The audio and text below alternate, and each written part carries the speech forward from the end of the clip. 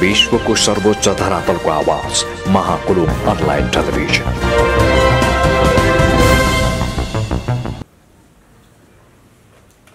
आङ्काजी शेर्पाज्यूलाई हार्दिक अनुरोध गर्दछु।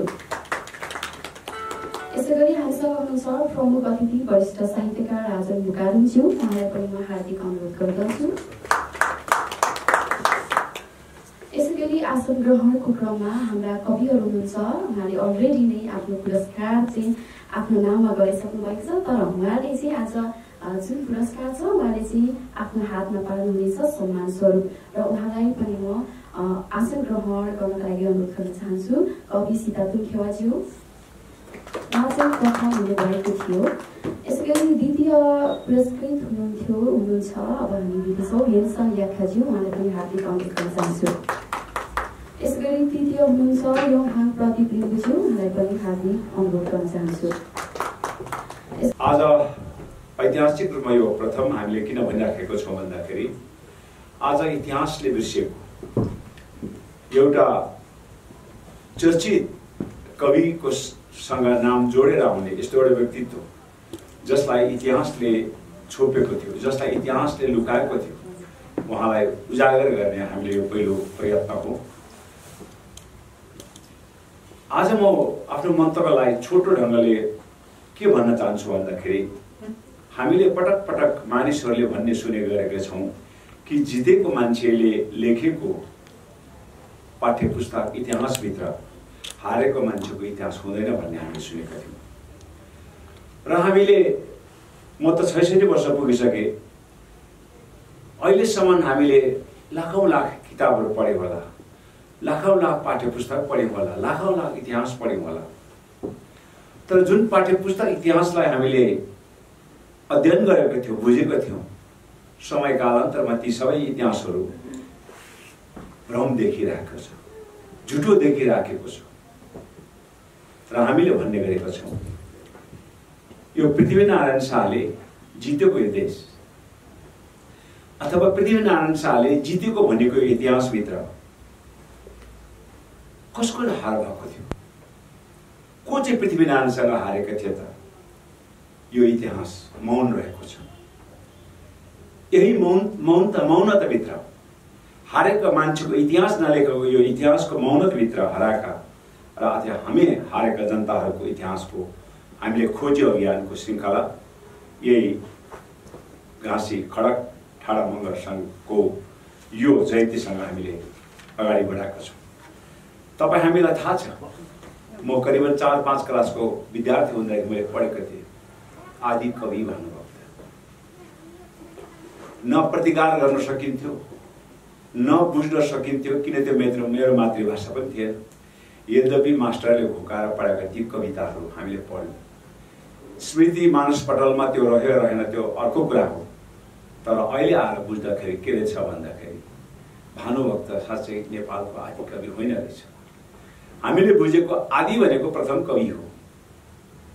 नेपालमा जन्मेर यहाँका चाहिँ मातृभाषामा कविता लेख्ने कविहरू भानुभक्तभन्दा अगाडि धेरै धेरै कविहरू थिए। भानुभक्तले फेरि पनि पर्वतीय भाषामा उसले कविता रचेको पनि होइन रहेछ। सामान्यतः हिन्दीमा लेखेको रावणलाई हामी आदिवासी जनजातिहरूको घर दैलोमा वाचन गरेर हिन्दूकरण गर्न सहज होस् भनेर उसलाई पर्वतीय भाषामा उल्था मात्रै गरेको रहेछ। उल्था गर्दैमा उसलाई आदि कवि भन्यो। म भानुभक्तको धेरै आलोचना म गर्न चाहन्न, मैले यति मात्रै भनेको उहाँको आदि कवि हुने जुन प्रकारको इतिहासले भनेको थियो ती सबै झुटा रहेछन्। उहाँ आदि कविको त्यस्तो खालको उहाँबाट कुनै कृति पनि रचेको पनि होइन रहेछ। अब मधुशालाको कुरा गर्नु, अहिलेको वर्तमान नारी स्वतन्त्रमा हाँस्ने नारीहरू सबै वेश्या हुन् भन्ने खालका साहित्य लेख्ने मान्छेहरूलाई यो नेपालको इतिहासले, यो नस्लवादी इतिहासले कसरी आदि कविको दर्जा दियो, यो आफै एउटा चाहिँ अचम्बित कुरा हो। यद्यपि हामीले के बुझेका छौँ भन्दाखेरि भानुभक्त आफैले स्वीकारेको सत्य के हो भन्दाखेरि उहाँहरूको साहित्यिक क्षेत्रको प्रवेश नै एउटा घाँसी जसले चाहिँ कुवा खनार समग्र तृष्णाले चाहिँ पीडित मानिसहरूको तृष्णा मेटाउन एउटा कुवा खना त्यसैमा पनि उहाँले जुन विशेषण गाँसीलाई दिएको छ, दरिद्र भनेको गरिब। कल्पना गर्नुहोस्, एउटा श्रमिक, एउटा कृषक, एउटा समाजसेवी जसले एउटा चाहिँ कुवा खनाउने मान्छेलाई दरिद्र भन्ने विशेषण दिनु आफैमा त्यो अपमानित हो। त्यसकारण त्यो इतिहासबाट त्यो दरिद्र शब्द हटिनुपर्छ। हामीलाई थाहा छ गर्ने भन्दा हराउने ठुलो। कमसेकम भानुभक्तले अथवा त्यसपछिका साहित्यकारहरूले भानु जयन्तीको प्रसङ्गमा घाँसी घाँसी घाँसी घाँसी, के त्यो घाँसीको नाम छैन होला? पछि कालान्तरमा गएर आदिवासी कवि बालकृष्ण सम भने खास मलाई जहाँसम्म लाग्छ नेवार समुदायको हुनुपर्छ, उहाँले त्यो घाँसी बेनामी होइन, त्यो घाँसीको नाम छ। त्यो घाँसीको नाम हो, त्यो मगरहरूको आदि थलो भएको हुनाले त्यो घाँसी जसले भानुभक्तलाई कविता साहित्य लेख्ने प्रेरणा जागृत गर्यो, त्यो घाँसीको नाम हो खडक ठाडा मगर। त्यस बेलादेखि इतिहास सोझिन थाल्यो। तर भानु जयन्तीमा कहिले पनि अहिलेका नेपालका मै हुँ भन्ने माधव घिमिरेदेखि लिएर कुनै पनि साहित्यकारलाई घाँसीको नाम उच्चारण गर्न चाहिराखेको छ। जबकि उसका समकक्षी बालकृष्ण समले त्यो घाँसी कुनै बेनामी होइन, त्यसको नाम छ त्यो खडक ठाडा मगर भनिसकेपछि यहाँका नस्लवादी साहित्यकारहरू त्यो घाँसीको नाम उच्चारण गर्न किन कन्जुसाएका छन्?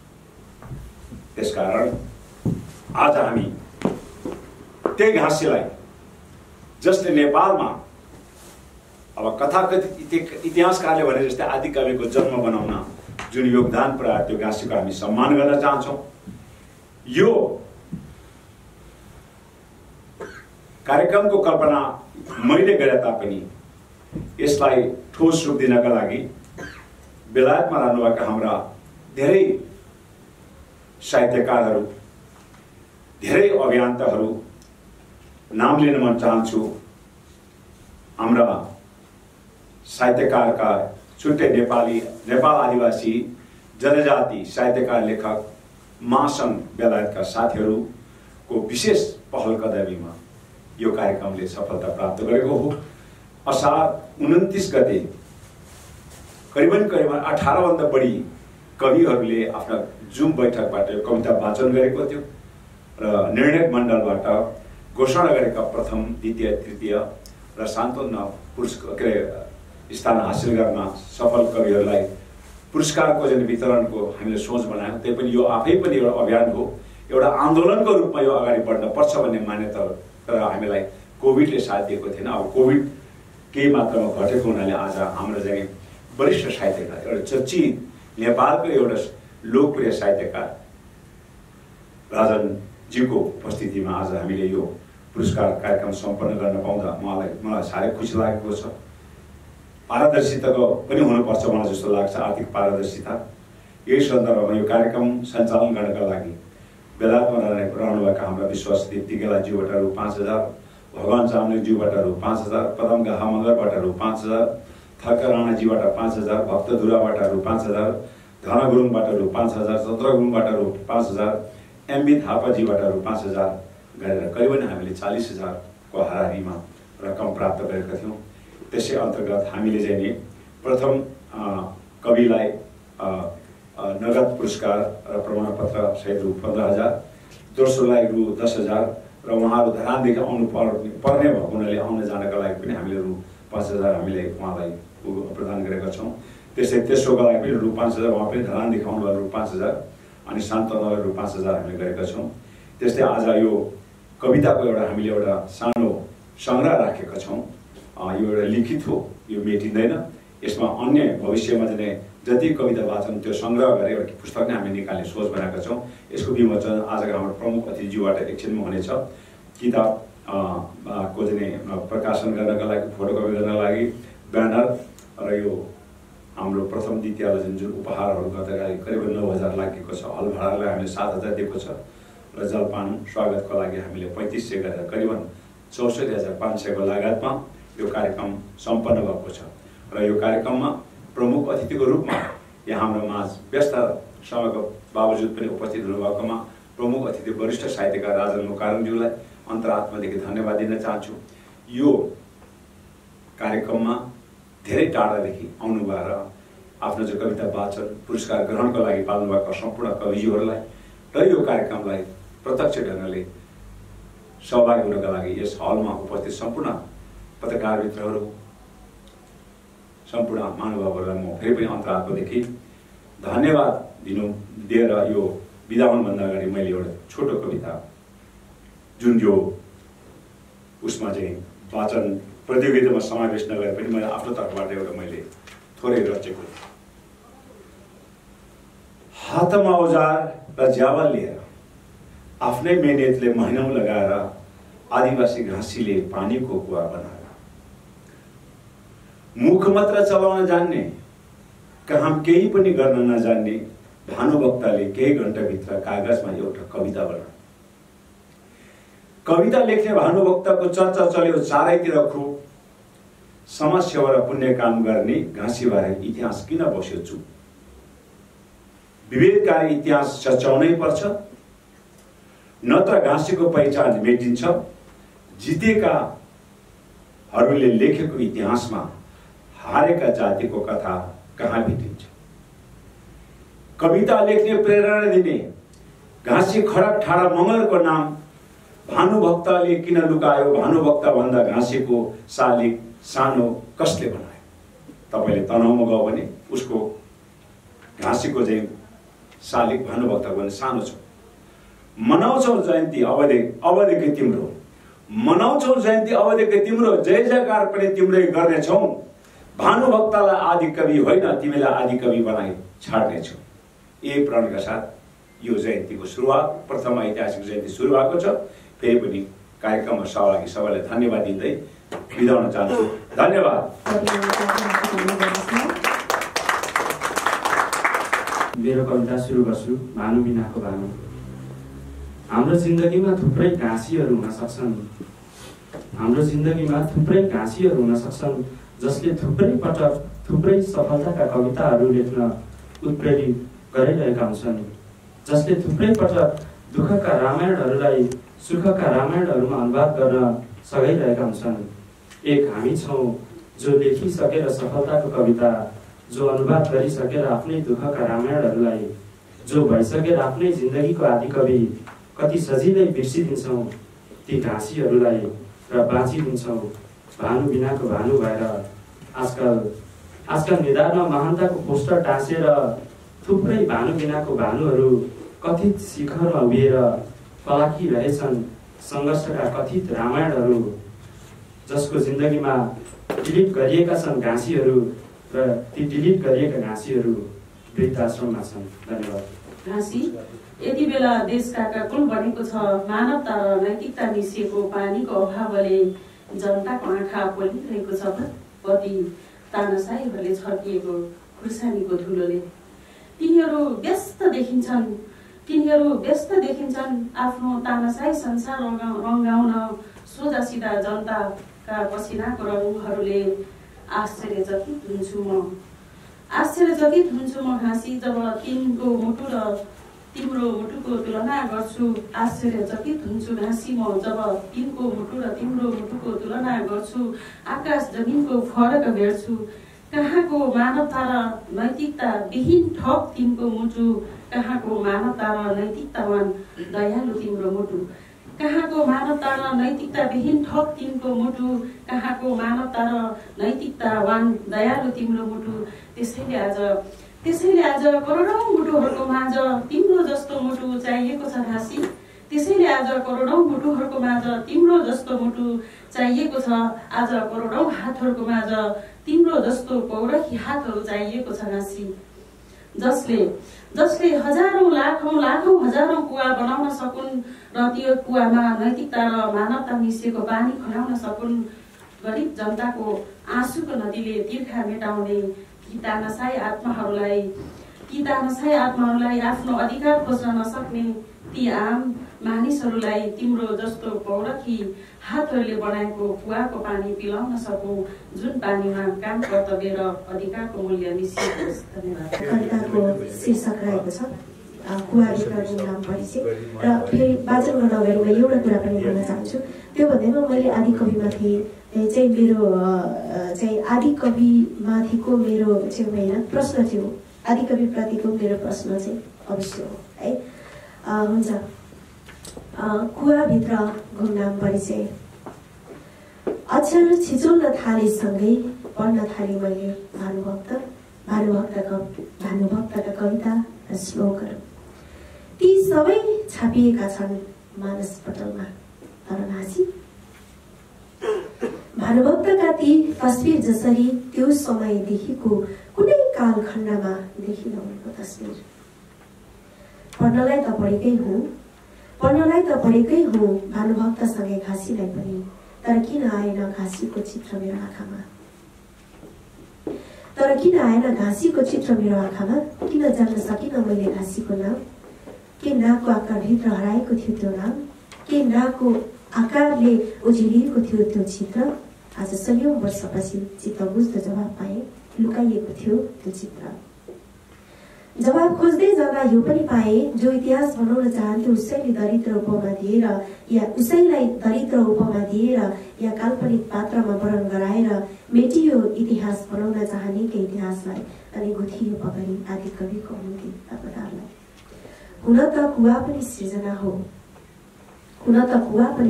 हो, त्यसो त कसरी कवित्व देख्न सक्छ कुवालाई उनले जो सोध्छन् हाँस्ने नारी वेश्या हुन्छ।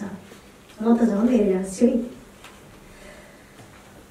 त्यसो त कसरी कवित्व देख्न सक्छन् कुवालाई उनले जो देख्छन् हाँस्ने नारी वेश्या, जो सोध्छन् हाँस्ने नारी वेश्या हुन्छ, जो दिन्छन् वधुलाई शिक्षा वरलाई उन्मुक्ति, फेरि पनि कहलिन्छन् आदि कवि भित्रीको अर्थमा कवित्वमा देखेर अति बनेका। तर इतिहासमा नलेखिए पनि जन्मिए सयौं घाँसीहरू जसले सृजना गरिरहेछन् आज आदि कविमाथि नै प्रश्न जन्माएर। धन्यवाद।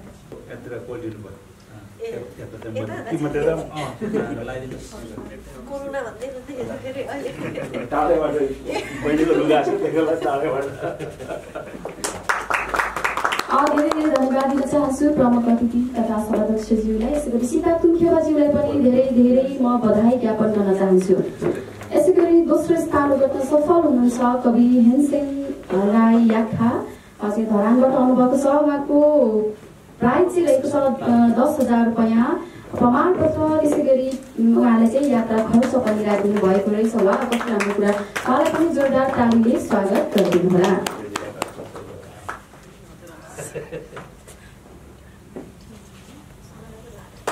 ताली पनि बजाउँदै गरौँ, उता पनि हेर्दै गरौँ, फोटो पनि खिच्दै गरौँ है। यसै गरी अब तेस्रो स्थानको पालो रहेको छ। तेस्रो स्थान ओगट्न सफल हुनुभएको छ कवि योहान प्रदीप लिम्बुज्यू। उहाँलाई चाहिँ 5,000 यातायात खर्च रहेको छ। सम्पूर्णले उहाँलाई पनि तालीले स्वागत गरौँ। घाँसी खड्गठाडा मगर बारे अथवा घाँसीका बारे विभिन्न विद्वानहरूले इतिहासकारहरूले अनेक मतहरू जाहेर गरेका छन्। कसैले थियो भनेका छन्, कसैले थिएन भनेका छन्, कसैले हो भनेका छन्, कसैले होइन भनेका छन्। यो इतिहासको चाङ हेऱ्यो भने होइन होका थुप्रै विवादहरू छन्। त्यो विवादहरू भित्रैबाट चलिरहेको छ। तर त्यो कार्यक्रममा पनि मैले भनेको थिएँ, आज पनि के भन्छु भन्दाखेरि भनेको घाँसी थिएनन् भन्दा पनि अब यहाँनिर चाहिँ आयोजकहरूले खड्गठाडा मगर हुन् भनेर भनिसक्नुभयो। त्यसैले गर्दाखेरि अब घाँसी थिए भन्नेमा, घाँसी हुनुहुन्थ्यो भन्नेमा नै अब विश्वास गर्ने आधार भयो।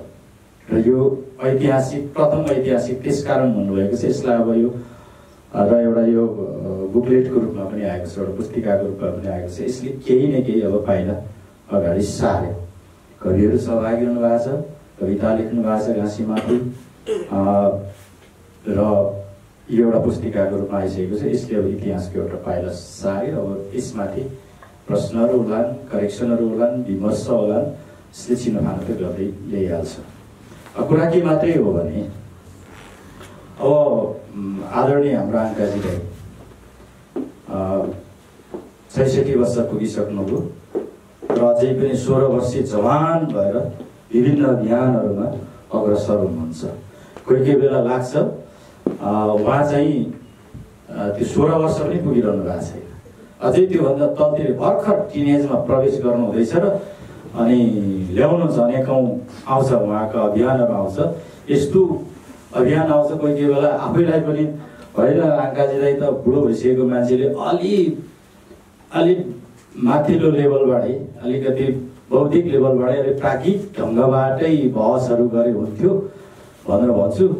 सडकमा पनि कहिले पृथ्वीनारायण शाहलाई थोक्ने दिन भन्दैमा थोक्दै पनि पुग्नुहुन्छ, कहिले केमा पनि पुग्नुहुन्छ। अनि यस्तो लाग्छ फेरि एउटा राजनीतिक पार्टीको केन्द्रीय नेता पनि हुनुहुन्छ। अनि चाहिँ फेरि कोही बेला के लाग्छ भने एउटा राजनीतिक पार्टीको केन्द्रीय एउटा लिडरले यस्ता कतिपय सानातिना गतिविधिहरू जो चाहिँ कार्यकर्ताहरूले गर्नुपर्ने गतिविधिहरू चाहिँ नगरिदिए पनि हुन्थ्यो जस्तो भन्ने पनि लाग्छ। अब आङ्काजी दाईको मनमा चाहिँ के छ भन्ने कुरा चाहिँ हामी यो कार्यक्रमबाट बुझ्न सक्छौँ। मनमा चाहिँ के छ त भन्दाखेरि भनेको उहाँमा प्रतिरोधी चेतना हो। यो प्रतिरोधी चेतना भएकै कारण यस्ता अभियानहरू अगाडि आउँछन्। यो प्रतिरोधी चेतना विस्फोट भएपछि अगाडि आइसकेपछि अब एउटा कम्तीमा यो एउटा सृजनात्मक काम भयो। अब मलाई त्यति बेला मलाई पनि के लागेको थियो भन्दाखेरि भनेको अब भानुभक्त एउटा कवि, उनले उभ्याएको एउटा पात्र घाँसी, अब एउटा सर्जकले कति कल्पना गरेर पनि लेखिन्छ, कति समाजका यथार्थ पात्रहरूलाई पनि चित्रण गरेर पनि लेखिन्छ। म आफै पनि कल्पना गरेर अलिक कम लेख्ने, यथार्थ पात्रहरूले लेख्ने हुनाले मैले त सिधै भानुभक्तले घाँसी थियो नै रडे लेखेका हुने भनेर भन्ने भइहाल्छ। किन म सामाजिक यथार्थसँग अलिक नजिक भएर लेख्नुपर्छ भन्ने स्वैर कल्पनाभन्दा अलिकति टाढा गएर रहेर समाजसँग टेकेर भुइँ टेकेर जमिन टेकेर लेख्नुपर्छ भन्ने लेखक भएको हुनाले घाँसीले पनि त्यहाँबाट प्रयोग भएर लेखे भन्नेमा छ। अनि त्यति बेला चाहिँ प्रश्न के उठ्यो भने भोलि गएर अब आङ्काजी दाईहरूले सुरु गरिहाल्नुभयो होइन। अब मैले पनि लेखेको छु एक दुईवटा किताबहरू, मेरा पनि कृतिका पात्रहरू खुब मन पराउँछन् पाठकहरूले होइन। म लेखकलाई भन्दा पात्रहरूलाई मन पराउँछन्। भोलि गएर अब घाँसीको जस्तै मेरा उपन्यासका मेरा कथाका पात्रहरू चाहिँ हुन थाल्यो भने मेरो लेखकको चाहिँ के हुन्छ होला भन्ने पनि एउटा कोही त्यसको लाग्ने भनौँ न सानो चित्त। तर के हो त भन्दाखेरि भनेको अब यी सबै कामहरू चाहिँ किन हुनुपर्छ भन्दाखेरि भनेको समाजमा रहेका त्यो पनि पीडमा पारिएका, उत्पीडनमा पारिएका, इतिहासबाट निमिटान्न पारिएका, मेटिएका मानिसहरूलाई अगाडि ल्याउनको लागि यस्ता कार्यक्रमहरू आउन जरुरी छ, हुन जरुरी छ। प्रकाश बुढागाईले भर्खर आइपुग्नु भएको छ। उहाँले यो घाँसी सम्बन्धी 4 वर्ष अगाडि 3 वर्ष अगाडि एउटा आर्टिकल राम्रो लेख्नु भएको थियो। त्यो आर्टिकल अघि बिहान ठ्याक्कै सेयर गर्नुभएछ। आजको यो कार्यक्रमलाई आज त्यहाँ मण्डलामा कार्यक्रम पनि हुँदो रहेछ, मैले 3 वर्ष अगाडि यसरी लेखेका थिएँ भनेर सेयर पनि गर्नुभएको थियो।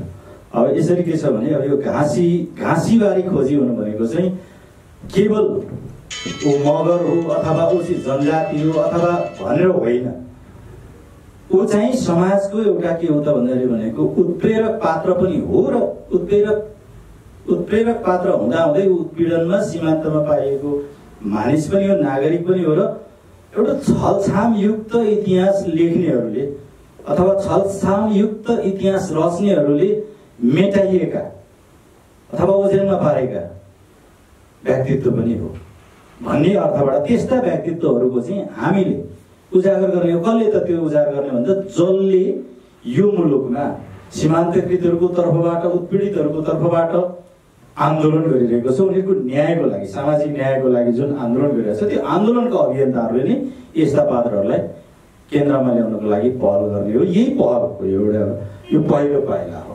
अब यस्ता घाँसीहरू थुप्रै यहाँ हामीले खड्ग ठाडा मगर मात्रै होइन, यो मुलुक बनाउनको लागि हामी भन्न त इतिहासमा झ्याप्प के भनिन्छौँ भने पृथ्वीनारायण शाहले नेपाल एकीकरण गरे भनेर भनिन्छ। त्यो पृथ्वीनारायण शाहकै लाइनबाट अथवा त्यही विचारधाराबाटै लड्नेहरू पनि कम होला नि त। कम मानिसहरूले नलडेको भए बन्थ्यो त भन्दैन थियो नि त। त्यसले गर्दा त्यहाँ कसको लगानी होला त्यताबाट पनि खोज्नु पर्नेछ। अझ उनले एकीकरणको नाममा गरेका ज्यादतीहरू, दमनहरू बिना त सहजै रूपमा त्यो नेपाल एकीकरण भएन। त्यो दमनहरूमा दमनहरूमा पर्दाखेरि मेटिएको भाषा, मेटिएको संस्कृति, मेटिएको इतिहास, मेटिएका मानिसहरू, समुदायहरू, वर्ग, तिनको त अझ खोजी गर्नुपर्ने कहाँ छ कहाँ छ। त्यसरी पहिचानको आन्दोलनसँग जोडिने कुरा भयो, पहिचानको मुद्दासँग, आन्दोलनसँग जोडिने, अभियानसँग जोडिने कुरा भयो। र नै अब यो घाँसीको भानुभक्तको त यो राज्य सत्ताले जन्म जयन्ती भव्यताका साथ मनाइहाल्छ। त्यति मात्र नभएर एउटा टेलिभिजनको कार्यक्रममा मलाई सोध्नु भएको थियो पत्रकारले, यो देशमा चाहिँ, अरू देशमा चाहिँ कवि लेखकहरूको, स्रष्टाहरूको कत्रो सम्मान हुन्छ, हाम्रो देशमा चाहिँ के भएको, कवि लेखकहरूको मूर्ति पनि फोडिन्छ, हात पनि भाँचिन्छ, तपाईँ पनि एउटा स्रष्टा हुनुहुन्छ, तपाईँलाई चित्त दुख्दैन भन्नु। मैले दुख्दैन मलाई त भन्नु, कस्तो खालको स्रष्टा हो भनेर सोध्नु। मैले भने हाम्रोमा चाहिँ किन मूर्तिहरू भत्किन्छ भन्दाखेरि भनेको आवश्यकता भन्दा बढी मूर्तिहरू बनाइएको कारणले भत्काइन्छ भनेर। मैले बेलायत, जसले अङ्ग्रेजी साहित्यमा तपाईँको सेक्सपियर, जसले अङ्ग्रेजी साहित्यमा एउटा विश्वमा ठुलो एउटा बेलायतका एउटा नागरिक, जसको एक ठाउँ मात्रै शालिग छ, उनको घरैमा मात्रै छ, जसलाई सङ्ग्रहालय बनाइएको छ। र संसारभरका मानिसहरू चाहिँ बेलायत जाँदाखेरि कम्तीमा सेक्सपियरको मूर्तिलाई देख्न, हेर्न, सेक्सपियरको घरलाई हेर्न जान्छ। अब हाम्रै पनि भानुभक्तै आदि कवि नै मानिदिउँला अरे, उहाँकै शालिग पनि त्यही तनहुँमा मात्रै हुने हो भने असार 29 गते कम्तीमा यो नेपालभरिका अथवा नेपाली अब खस भाषा साहित्य जे भने त्यसका तपाईँको पक्षधरहरू जान्थ्यो होला नि त कम्तीमा त्यहाँ। तर उ त्यो धरानमा निस्क्यो, त्यहीँ भानुचोक, त्यहीँ मूर्ति छ, फर्केर कहाँ गयो, त्यहीँ भानुभक्त, जहीँ भानुभक्त त्यो गालेपछि इरिटेट हुँदो रहेछ। धरानको त्यो भानुचोक भनेर जहाँ भानुभक्तको शालिग राखिएको छ, कम्तीमा त्यहाँ श्रीजङ्गाको शालिग भइदिएको भएदेखि, अथवा कुनै अब बुद्धिगर्ण राई नै भनौँ अथवा राई नै भनौँ, उनको शालिगै भइदिएको भए पनि त्यहाँका मानिसहरूले यहाँको चाहिँ इतिहास हो भन्ने कुराहरू हुन्थ्यो। सेम नेपालको शालिगहरू, कवि लेखकहरूको शालिगहरू तोडिनुमा चाहिँ जहाँ पायो त्यहीँ अतिक्रमण गरेर मानिसहरूको मस्तिष्कमा, मनोविज्ञानमा अतिक्रमण गर्नको लागि चाहिँ राज्यद्वारा नै त्यो लगानी गरिएर जसरी स्थापना भएछ, त्यसको प्रतिरोध स्वरूप त्यस्ता मूर्तिहरू भत्किन्छन्, भाँचिन्छन्। त्यसको मलाई चाहिँ चित्त दुख्दैन भनेर भनेको थिएँ त्यति बेला होइन। मैले यसको अर्थ के हो त मैले भन्नु खोजेको भन्दाखेरि भनेको हामीले कस्तो डिजाइनबाट यो सत्ता अथवा राज्य पक्षले अथवा संस्थापन पक्ष भनिएको पक्षले चाहिँ कुनै पनि कुराहरूलाई अगाडि सार्छ, त्यसको एउटा एस्थेटिक हुन्छ, त्यसको एउटा साइकोलोजी हुन्छ, त्यसले चाहिँ मनोवैज्ञानिक रूपमा नै प्रभाव पार्दै मानिसलाई चाहिँ सदैव के गरिरहने त भन्दा त्यसैको पक्षधरमा उभिरहने बनाइरहनको लागि अथवा प्रश्न गर्न नसिकाउनको लागि ती कुराहरू लागू गरेको हुन्छ। तर हामी अहिले अब 21औं शताब्दीको यो चेतनामा आइसकेपछि हामी त प्रश्न गर्छौँ। हामी त चाहे राज्य सत्ता होस्, चाहे राज्यका मालिकहरू हुन्, चाहे जो सुकै हुन्छ, जसको जेसुकै होस्, त्यसमाथि आफूलाई चित्त नबुझेको कुरा अथवा आफूलाई होइन जस्तो लागेको कुरामा मलाई त यो होइन लाग्दैन भनेर प्रश्न गर्छौँ। प्रश्न गर्ने अधिकार चाहिँ हाम्रो यति बेलाको मानव अधिकारको कुरा हो। त्यही प्रश्न स्वरूप चाहिँ अब हामी भानुभक्तलाई प्रश्न गर्न थाल्यौँ। भानुभक्तलाई प्रश्न गर्दै ल्याउँदा वधु शिक्षामाथि प्रश्न भयो। सिङ्गै महिला मुक्तिको आन्दोलनले वधु शिक्षालाई प्रश्न गरिरहेको छ। तर हाम्रो संस्थापन पक्ष ती प्रश्नहरू सुन्न तयार छैन, त्यो प्रश्नहरूको सामना गर्न तयार छैन, अथवा त्यो प्रश्नहरूसँग बहस गर्न तयार छैन, विमर्श गर्न तयार छैन। त्यो विश्वविद्यालय नेपालको विश्वविद्यालय अझै पनि भानुभक्तको तपाईँको वधु शिक्षामाथि नै थेसिस गराएर बसिरहेको छ। समस्या चाहिँ यहाँनिर हो। हामी अब फेरि त्यत्तिकै आन्दोलन पनि गरिरहेका छौँ भनेर भन्छौँ। अब निर्विघ्न राईमाझी हाम्रो कवि पनि हुनुहुन्छ, बच्चै माग्छु, यति अहिलेको युवा कविहरू हुनुहुन्छ, उम्दा कविहरू हुनुहुन्छ, हरेक आन्दोलनमा पनि पुग्नुहुन्छ होइन, प्रश्न गरिरहनु भएको छ। तर उहाँहरूलाई पनि के गरिराखिएको छ त भन्दाखेरि भनेको हाम्रा विश्वविद्यालय भनौँ अथवा राज्यका संस्थापन पक्षका भनिएका संस्थाहरू मार्फत चाहिँ हामीलाई के गरिरहेको छ, त्यही पुरा परम्परागत रूपमै एस्थेटिक चाहिँ अथवा त्यो सौन्दर्य शास्त्र चाहिँ हामीमाथि लागू गरिराखिएको हुन्छ। अनि हामी सानैदेखि सानो उदाहरण मात्रै दिन्छु। के हो त भन्दा हामीलाई पढाउँदै ल्यायो, अनि राष्ट्रिय जनावर गाई भन्यो, अब 4 जना मान्छे, एकजना तामाङ राखौँ, एकजना लिम्बू राखौँ, एकजना तपाईँको ब्राह्मण क्षेत्री राखौँ, जे भए पनि राखौँ, अनि एकजना शेर्पा नै राखौँ। 4 जनालाई गाईबारे निबन्ध लेख्नु नहुन्थ्यो।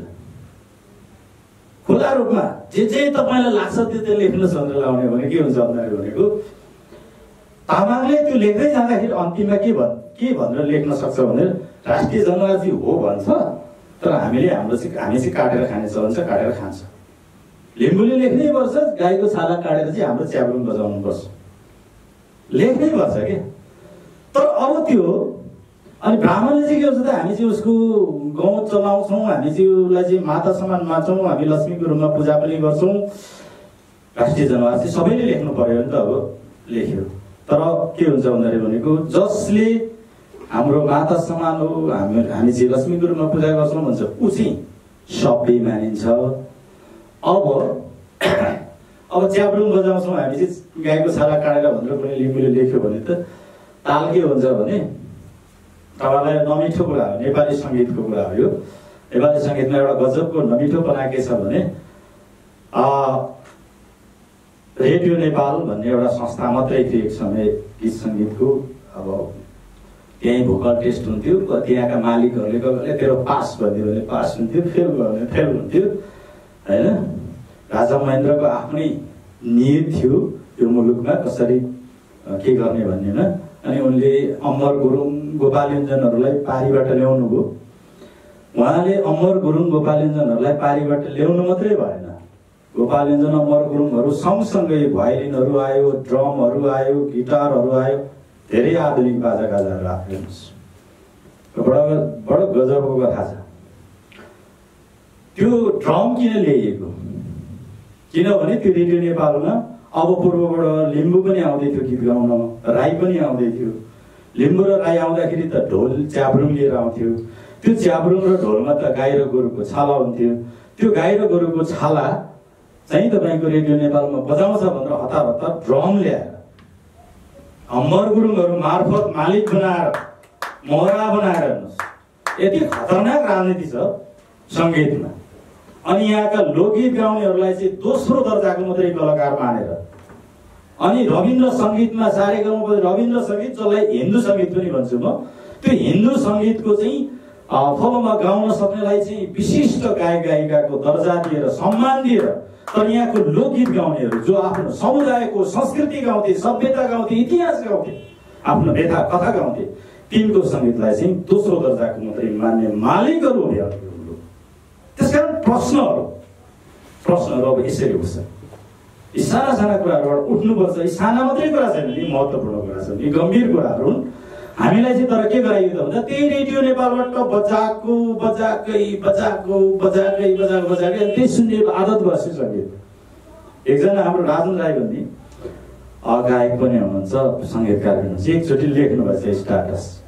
त्यति बेला यो दुर्गेश थापा कसको विषयमा अलिकति बहस चलिरहेको थियो बजारमा, साङ्गीतिक बजारमा। अनि उहाँले के लेख्नु भएछ भने तित्राको जस्तो स्वरले गीत गाउने अनि त्यहाँदेखि गीत सङ्गीतको बुक गर्छु भन्ने ढङ्गले लेख्नुभएछ। म तुरुन्तै कमेन्ट लेख्थेँ मलाई, तपाईँलाई कोइलीको स्वर चाहिँ मिठो हुन्छ भन्ने एस्थेटिक निर्माण गरिदिएको चाहिँ रविन्द्र सङ्गीतले, हिन्दू सङ्गीतले हो। तित्राको आवाजलाई पनि तित्राको नेचरबाट सुन्ने, त्यो प्रकृतिबाट सुन्ने हिम्मत गर्नुहोस् र आँट गर्नुहोस्, त्यस पछाडि तित्राको स्वर मिठो लाग्छ। कोइलीको मात्रै स्वर मिठो हुन्छ भने जुन एस्थेटिक निर्माण गरिएको छ, यो संस्थापन एस्थेटिक निर्माण गरिएको छ, द्याट्स रङ। त्यसले मात्रै सम्बोधन गर्दैन, न नेपाली सङ्गीतको त्यसले विकास गर्छ न व्याकरणै गर्छ।